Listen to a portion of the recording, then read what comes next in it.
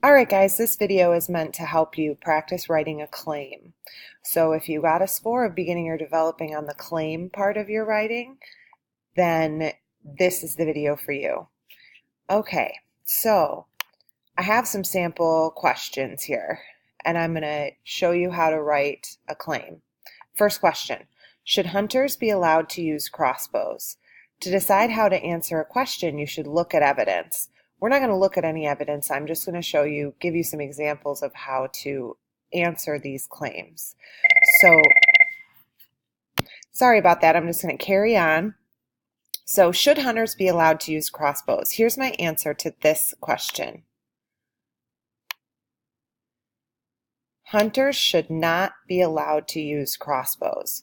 What I want you to notice about my claim is it answers the question, it's a statement, and really all I did was rearrange the words in the question.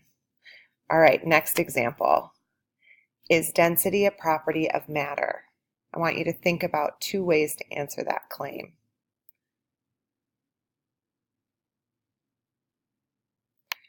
Okay, here's my example. Density is a property of matter. The evidence could also show that density is not a property of matter, but that's another example of how to take that question and turn it into a well-written claim.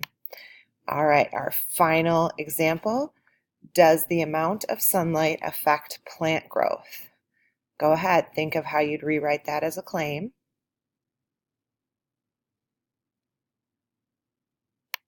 All right, here you are. The amount of sunlight does affect plant growth. So there are three separate questions turned into three separate claims that would all get a score of advanced. Here are the two questions you need to turn into a claim. Are fat and soap the same substance?